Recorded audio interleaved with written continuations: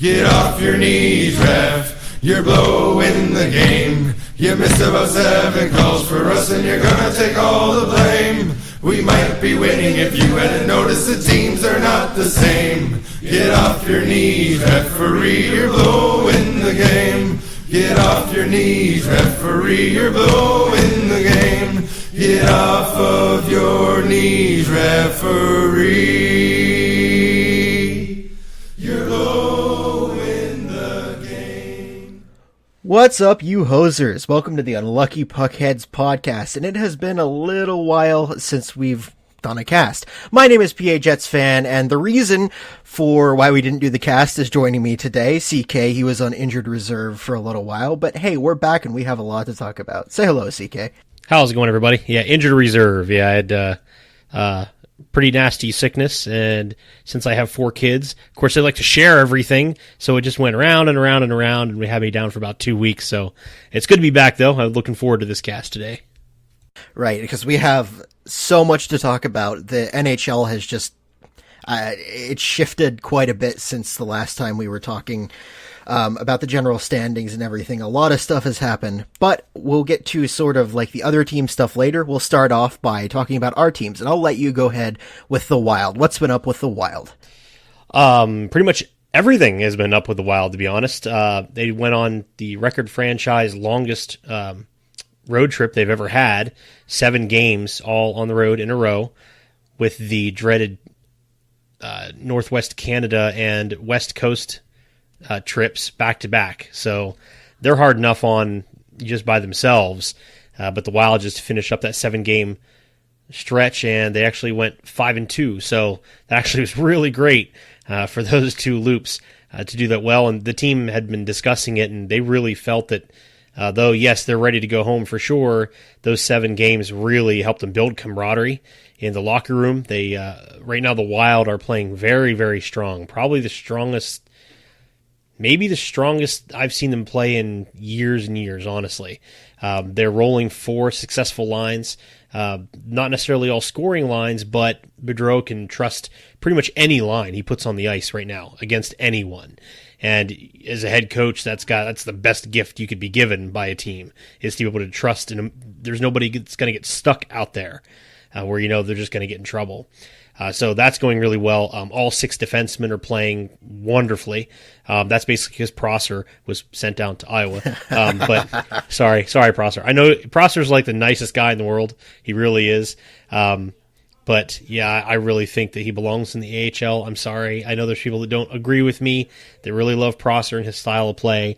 But being, chippy and that stay-at-home defenseman, I don't know, it only goes so far. You got to kick it up about 2 or 3 more levels before you can play on the NHL level on a consistent basis. And you can kind of see the proof is in the pudding there, because he's not playing for the Wild right now.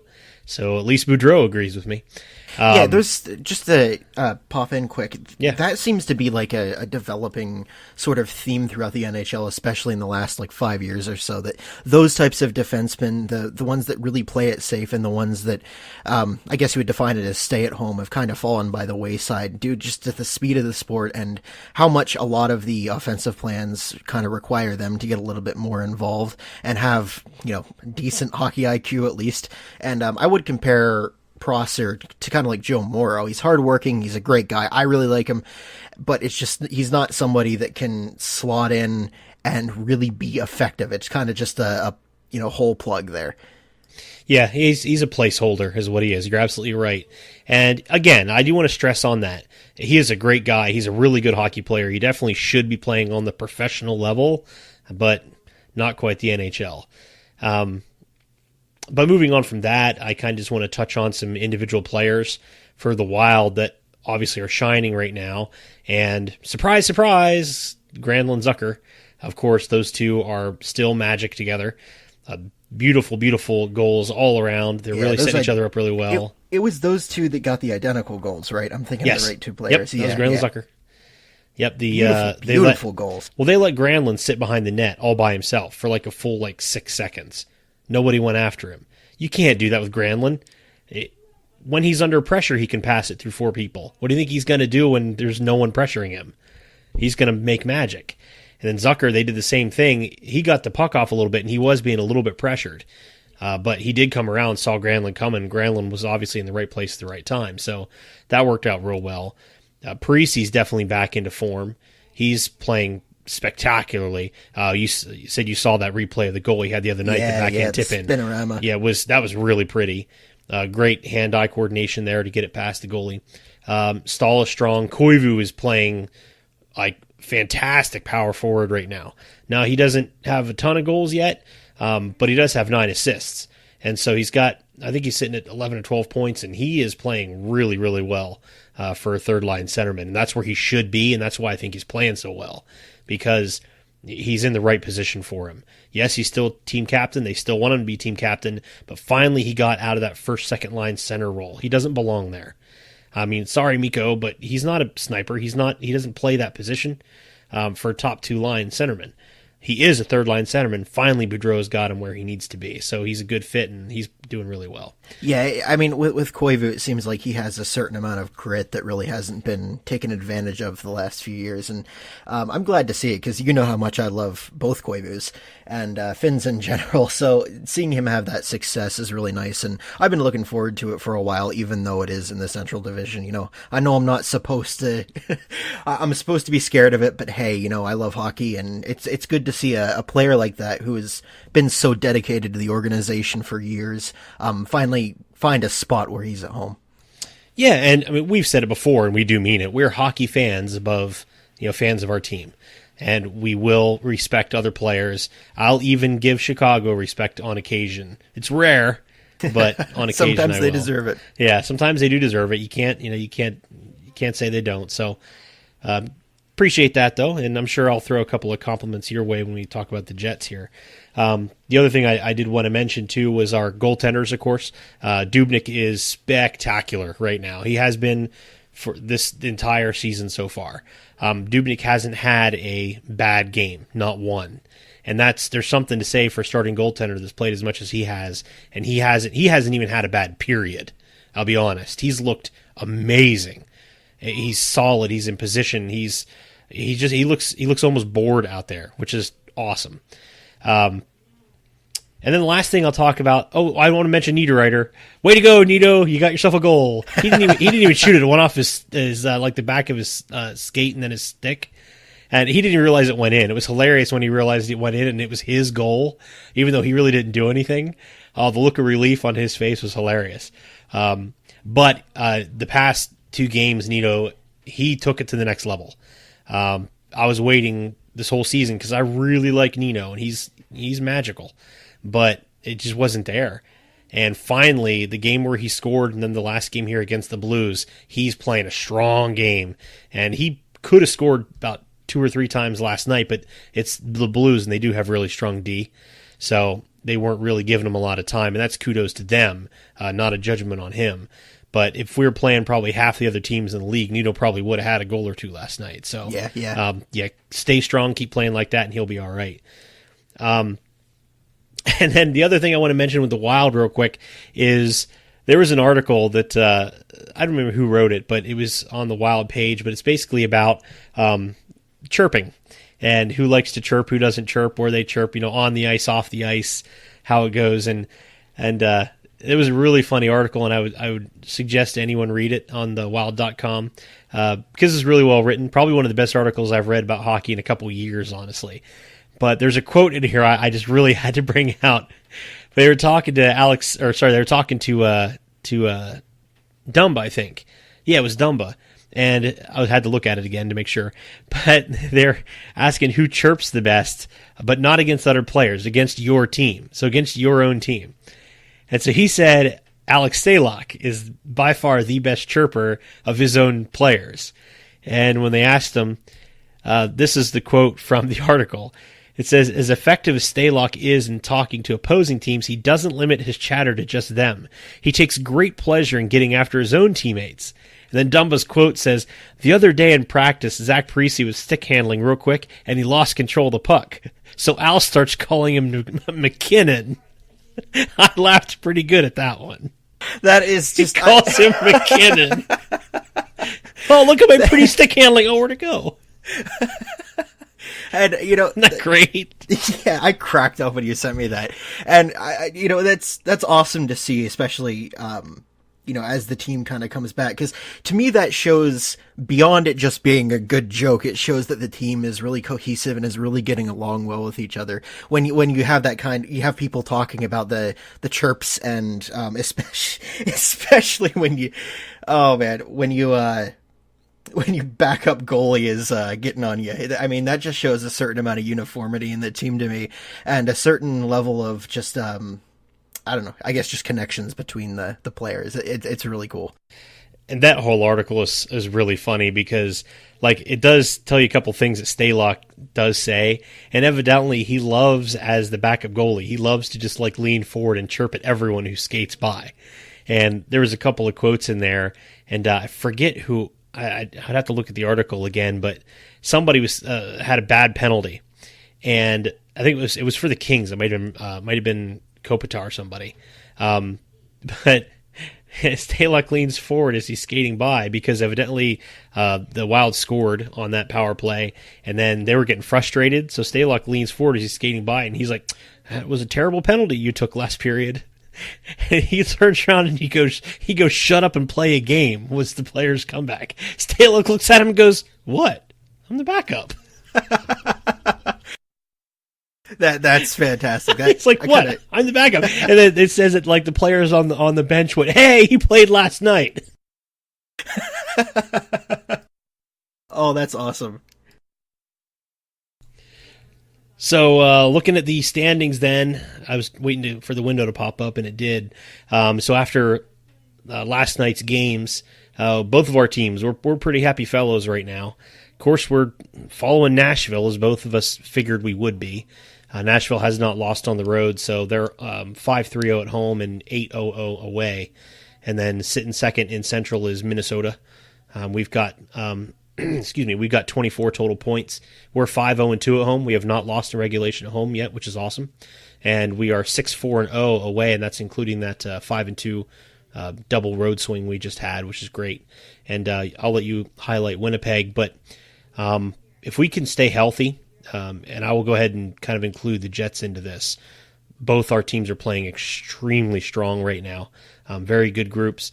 I would love it if we would stay in the playoff picture the entire season, and that's just the way it is. But as Bruce Boudreau said in his post-game interview, something always happens through the year, whether it's injuries or slump. You know, with most teams, something happens and you have to show your grit and, you know, challenge through. So hopefully we stay healthy and strong, and this is the way it is the whole season. We can ride this high and enjoy the playoffs. But that's it for the Minnesota Wild. I thank you for the time and listening in, and I think you're ready to move on to the Jets now. Yes, and I have a lot to say about the Winnipeg Jets because fire away, brother. It has been rough, and then Finland happened. So before Finland, the defense wasn't playing well. It just looked like nobody was clicking. You know, Patrick Laine was on kind of a dry spell. He wasn't getting good chances. He didn't really seem to be working that hard. I remember I made a couple posts on Reddit kind of wondering, should we shift the lines a little bit? And I think I talked about that a little bit on here. But then Finland happened, and I don't know if they were just saving their energy. I don't know if that just lit a spark, but Patrick Laine got that hat trick in Finland, and things changed. We did lose the second Finland game, but it was not a bad loss, and we have not had any bad losses since then. We've had multiple people step up. Nick Ehlers finally got the monkey off his back, finally scored. I think he has 2 or 3 on the season now. And of course, got to give a shout out to captain, my captain, Blake Wheeler. 10 consecutive goals he assisted on. 10. He's on pace for like a 117 point season. I think I sent you that video of him making the slot pass to Laine from the other night. Yes, you did. It was gorgeous. And it was funny because on the Winnipeg Jets subreddit, someone had that link posted and they had to tag it to say, "Stop reporting this as porn." But that's great. But you know, just that everyone's gelling right now. Both the goaltenders, I'm really happy with Brossoit, as I've already mentioned. Connor Hellebuck is playing awesome. The defense is finally clicking. Myers is still making mistakes every once in a while, but for the most part, everybody's clicking and finally making it happen. The first line is just absurdly good now, especially now that Line A's first power play, I guess I should say, now that Line A's on it. And, if you put anyone with Wheeler, they're going to score. That's just kind of how it is right now. So, he's kind of the pillar of us right now, but the rest of the team is rising up around him. Well, and that's how you get to be the second star of the week. Yeah, and come on, second star, really? Come on, he had 5 points in a single game and 10 consecutive assisted goals. You realize that Pasternak is better because Wheeler's, he plays for the Canadian team. That's absolutely right. Of course, Pasternak's Boston, right? I'm thinking of the right. Yeah, he's Boston. Yeah, he's original six, so he's going to take precedence over the Jets no matter what. Of course, I say Wheeler deserved it more, but that's not how it goes. And you know what? I'll take him being a star of the week. I'm not really too worried about where he is, as long as he's performing well. And I'm really looking forward to how this season goes. If we can keep up this pace, I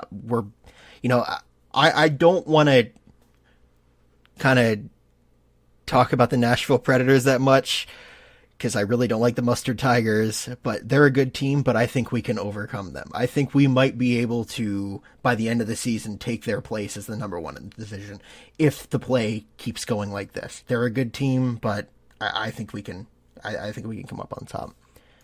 Oh, one more player that I wanted to mention before I kind of finish off my short little overview is Josh Morrissey. Wow. What improvement over the last few years. You've been able to, for me, I've watched every game and just his development has been incredible to watch. And he is a defensive superstar now. He scores, he sets people up, he plays well defensively. He is our Carlson, basically. He's an incredible player. And especially with Trouba most likely being on the way out, couldn't have been a better time to have that come up. Overall, I think that's pretty much it for the Jets. There was a huge turnaround with Finland, and I'm still kind of waiting to see what happens within the next month or so before I make any long-term predictions because you know how hockey can be. It's hockey. But if I can see some consistent performance, I will officially say that we could overtake Nashville, but I will not say that right now.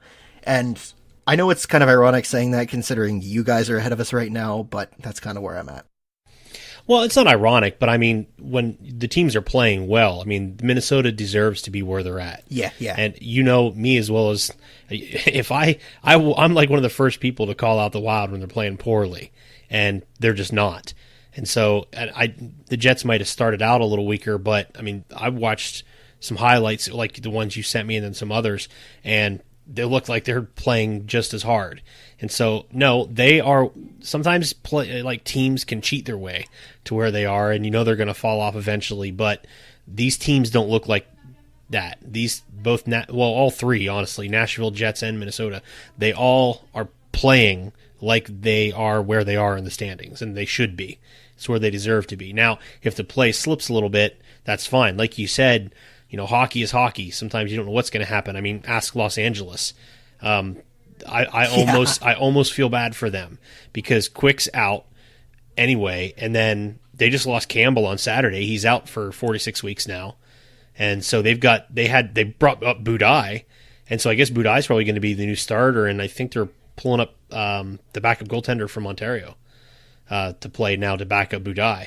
So I mean they're getting depleted back in net. I'm sure Budai will be okay. I mean he's a good goalie, but it's just I still like him. He played for our organization for a while, and I'll always cheer for him. Yeah, I mean he's a good goalie. I have all the respect in the world for him, but he's no Quick. And poor Kings, I wouldn't expect them to be the dumpster fire that they are right now, but it is not looking great. Looking back to the beginning of the season, like them getting Kovalchuk especially, like how scared were we of them, and it just fizzled out. And I feel like that's not just it's not just them. Like there's a common theme around the NHL of certain teams maybe performing a little bit better, a little bit worse than they were expected to, and surprising teams. And I think I'm done with the Jets talk for now, so I think we can move on to that, because you mentioned you wanted to talk about a certain Western team who you guys still do or used to have a rivalry with, and their upcoming star. Well, yes, first, I just want to point out that Chicago is still in seventh place in the West outside the wild card. So I have to hammer that point real quick, just so nobody forgets that Chicago is so far out of the picture. So that just brings me joy, no matter where my wild. I'll join in and hammer in that Vegas is down there too. Yes, Vegas is down there too. So we're okay with that. Yes, I did. I wanted to talk about, of course, the superstar upcoming, what you want to call him, Gretzky Jr. maybe, something along those lines. I don't know if I go that far. But Vancouver Star Pedersen is, man, he is so freaking fun to watch. He does everything right. That kid can skate like, man, he's like lightning. His shot is wicked, and his stick handling is amazing. This kid, I don't know where they got so lucky with this kid. He's fun to watch, man. And just for context, we're in the beginning of November, and he has 10 goals and 7 assists. That's ridiculous. He literally has pretty much almost identical numbers as Granlund. And Granlund's been, for years and years and years, and he's just now coming into his own. And this kid is matching Granlund's numbers, and he just blew me away when I watched the Vancouver game. He is awesome. But, now Vancouver is suffering because Hughes is a little bit further out of reach than he was. But I think they'll take the good performance over, the good potential prospect, because that kid, if he keeps it up, it could just be a flash in the pan. We haven't seen a whole lot yet. If he keeps it up all year and comes into next season and does the same thing, they have a guy that they can build the team around for sure. Absolutely. And I would definitely trade the two Sedin sisters for one of him.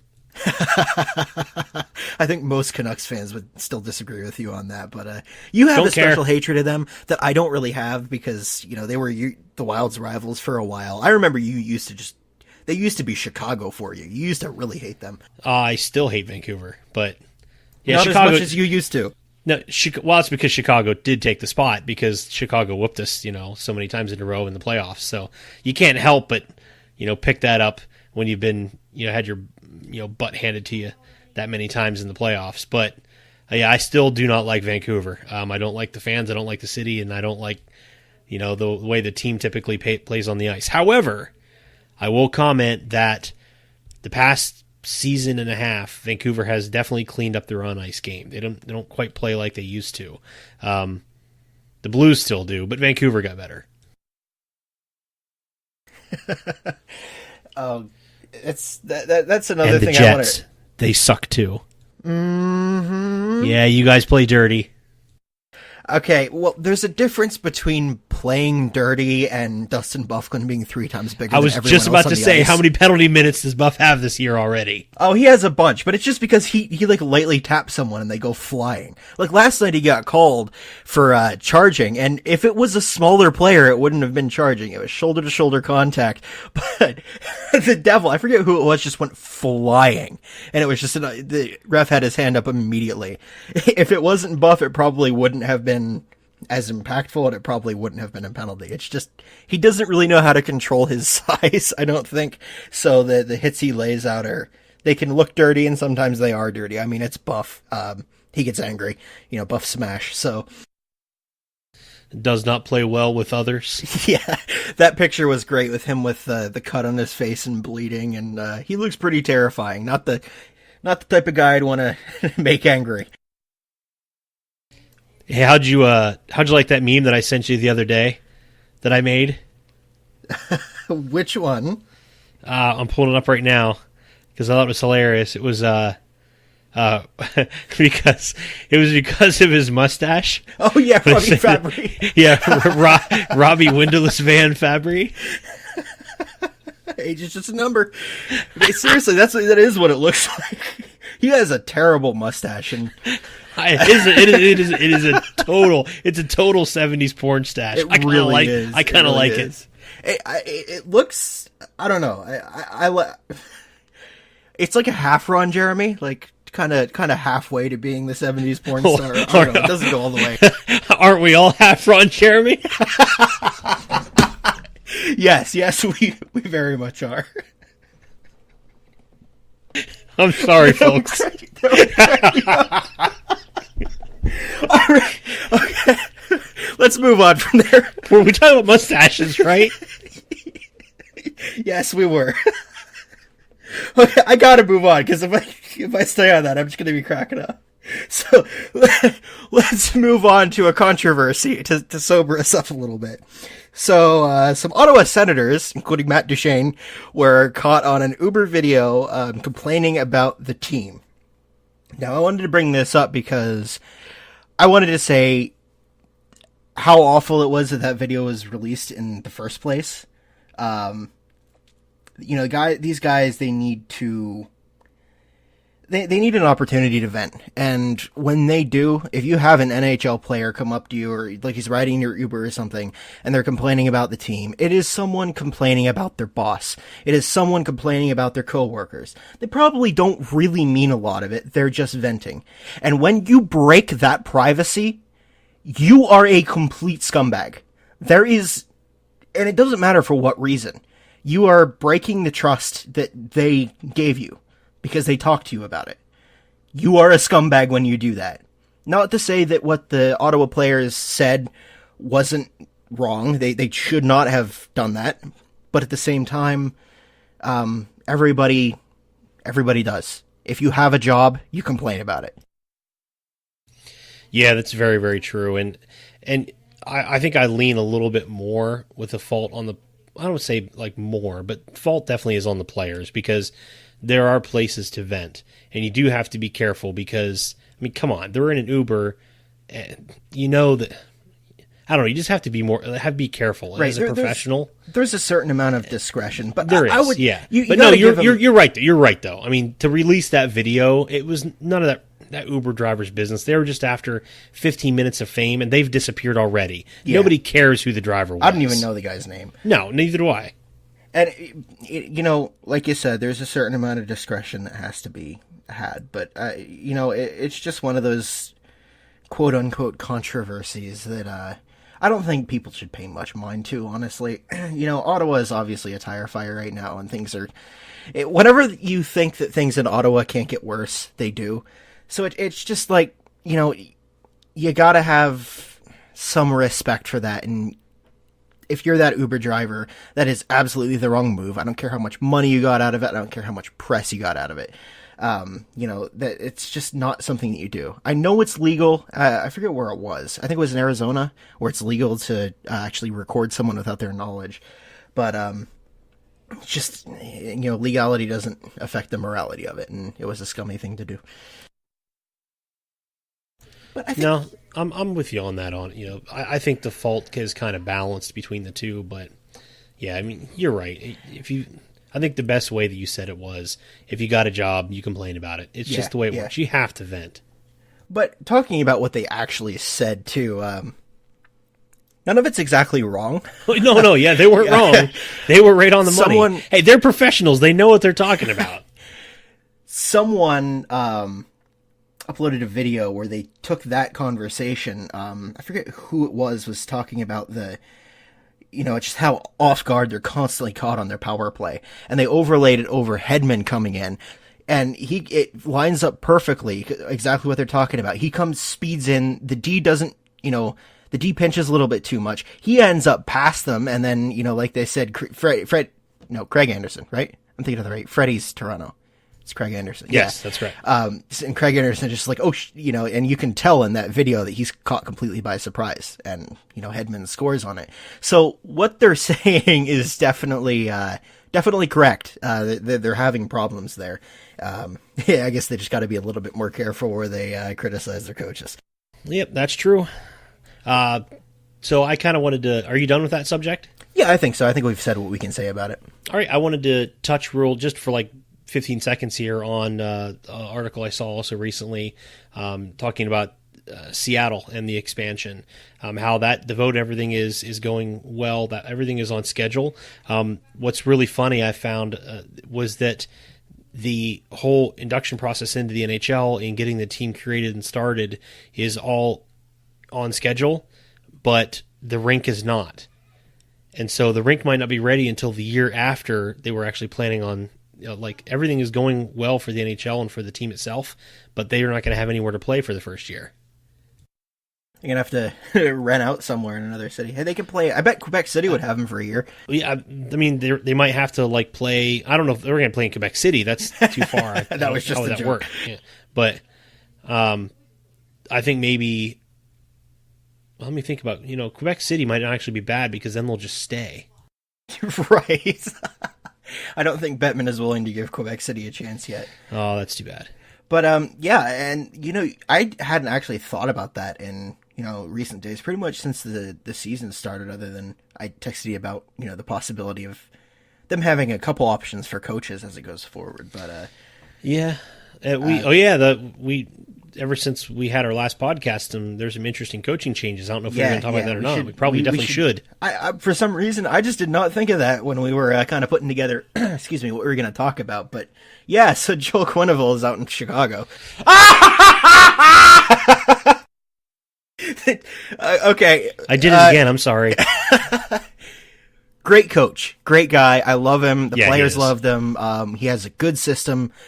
Chicago just needs a kind of a fresh look at it, and I think they're going to be maybe looking at sort of like if not a full rebuild, like a half rebuild going in, because obviously they're not where they need to be right now. They're kind of in cap hell. And, so why do you think Quenneville was fired, though? I mean, Quenneville is Quenneville. Why would you fire Quenneville? I just think there's a certain point where you have to look at how the team's performing and kind of make a decision on, is there a future with Joel Quenneville, or should we start sort of the fresh look of the Blackhawks now? Should we, kind of get rid of almost everybody and, front office wise? And I think, there might be some more changes coming there. So really, how do you think the Blackhawks are playing this year, honestly? I think the best comparison I can draw is like 2013-ish Jets. They're kind of like on that level where they're not bottom of the league. They're not completely awful, but they're in desperate need of sort of a change. They're in desperate need of, like, we fired Noel, they fired Quenneville. And I know it's a different situation because Quenneville is a much better coach. So basically is what you're saying is the core of the team is still strong. The fringes are starting to weaken, and they're starting to there's a couple players in there that are aging a little. All right. Yeah, I guess what I'm saying is I've watched them play. They're still the Blackhawks. Yeah, they're a little lower probably than where they should be, even though I hate them. I will still say that. That came as a complete shock to me because I'm like, how can you blame Quenneville for those moves? That's the GM. That's not Quenneville's deal. Obviously he's a winning coach, and it just annoys me when a team fires a great coach to, in quotes, shake things up. And yeah, sometimes it works, but that's not right. I don't like that because it's not, it wasn't Quenneville's fault. He's the guy that, that won him Stanley Cups. And then they axe him? That didn't make any sense to me. I'm going to turn some logic that you like to come at me with back on you here a little bit. It's a business, and if it's not performing like they want it to, and if the fans are getting annoyed, you got to change something. If it's a business and your CEO is successful and has led the company for successfully for years and years and years, you're not going to let the CEO go because of too bad. I wouldn't compare Quenneville to the CEO, though. I'd compare him to I was just like doing the an CFO. illustration. It's somebody that Stan Bowman is obviously thinking about where to take the team in the future, and he's probably thinking about his own job at this point because there are some whale contracts that shouldn't have been signed. So, I'm not going to speculate too much on it. I'm just saying that maybe it was sort of his last attempt to shake up the team and try and get something going before anything more drastic happened. Yeah, you're probably right, but I just feel so bad because Quenneville's going to have such a hard time finding a new coaching job in the NHL. No one's going to take him. No one wants him. No, nobody. Honestly, I'm kind of curious as to whether he would go to Seattle, though, or if, is it the Kings that are in need of a coach right now? They're probably talking. Yeah, Kings could use a coach. We had that discussion shortly. I think actually Quenneville would be great if he went to Seattle because he can kind of be there right from the start, and that would be really great for the team. Yeah, it absolutely would be. To have that kind of veteran leadership. I mean, I would compare that situation to like Gerard Gallant with the Golden Knights, to have someone who knows what he's doing, who has a good system, and who's really good with the players come in and be that first coach. That really means something. So I think that's, I think they're really going to be looking at him hard if he doesn't sign anywhere else first. I know there's a couple of people that are looking at him, and he's already said that he would like to coach again this season if possible. So we'll see how that goes. Obviously, he'll find his place. Now you can take his pick, honestly. Yeah, honestly. But moving on from that talk, I wanted to kind of talk about the Devils for a second, and I think this will be our closer unless you have anything else. But no, that's it. Yeah, so they started off the season really well, just high-flying, scored a lot of goals, playing really well, and I believe they're on a 7-game losing streak. We beat them last night 5-2, and how the mighty have fallen. And to me, it just goes to show you how quickly things can change in hockey. Yeah, and boy, when they fall hard too, because they were right up there in the tops, and in the past week and a half, they've tanked all the way down to the bottom of the East. And especially lower. I want to bring out the fact that Hischier was hurt last night. I don't know what's wrong with him. I think it was upper body. He left the game. I don't know if there's any more word on that, but he did have some sort of injury last night, which could hurt him even more. Oh, I didn't even see anything in the news reports about that. That's terrible. He must be okay. It must be like a day-to-day thing. But yeah, he left the game last night with some damage. So the Devils are definitely looking down the barrel of the gun right now. Well, I have the differential right now is -9, and they're still really it's the away games that's getting them, because at home they're still spectacular at home. The home games are 5-1-1, but their away record is 1-7-0. And yeah, that's really, really, really bad. So hopefully you can get their skills on the road and win a couple on the road and kind of get some confidence back in their game, because we're at the point in the season where we're not even a quarter of the way in yet. Nothing is assured. Nothing is set in stone. They can still make the playoffs. Nobody's out of it yet. So if they kind of pick up their game, they'll be all right. But yeah, that's a paltry away record. Well, we know how fast things can change because it's hockey. From there, I think you said you had no other topics? None besides, since we were touched on the East a little bit, go Columbus. I love where they're sitting. I really enjoy watching that team. They're fun. So, and yeah, you know what? They're flying high. That actually really surprises me, because and I really love to see the Penguins so far down in the standings and the Jackets and the Flyers so far up. I hate everything Philly, but I just love that pisses off Pens fans. Anything that pisses off Penguins fans is okay with both of us. That's the thumbs up. And it's not that I hate the Penguins; it's just that the fans are probably the worst in the NHL. And I'm not saying all the fans are just horrible, but they have some really bad fans. I think the only one that they could be beat by, and that is Toronto, and I don't think Toronto beats them. But like you said, yeah, it is Pittsburgh. That's a Pittsburgh thing. Steelers fans are insufferable as well. Yeah, that's Pittsburgh. We're the city champions. Yay! But I will say their bandwagon has really comfortable seats. That it does. But before we raise any more ire of the city of Pittsburgh, because I'm sure we'll get some comments if any of them listen, we'll take it out there. This has been the Unlucky Puckheads. The NHL has gone through some massive changes, and it's looking to go through some more massive changes as we approach the end of the year and as we kind of get closer to the All-Star break next year. So with that, it is November 12th, 2018. This has been the Unlucky Puckheads. My name is PHX Fan. I am joined, as I always am, by CK. Indeed you are. Hey, in Heinz Field, do you know how to tell the difference between a man's chair and a woman's chair? Do I want to hear this? Yeah, the women's chair were molded out of Ben Roethlisberger's hands. So wow. Okay. That is nowhere near as bad as you bringing Ron Jeremy into hockey. Okay, you know what? We'll let those cancel each other out. But you can follow us at UPH Podcast on Twitter, Unlucky Puckheads on Facebook, and you can visit us at unluckypuckheads.com for blog posts from both of us and the cast itself. Thanks for listening, everyone. We'll see you next time. Keep your stick on the ice. Keep your stick on the ice.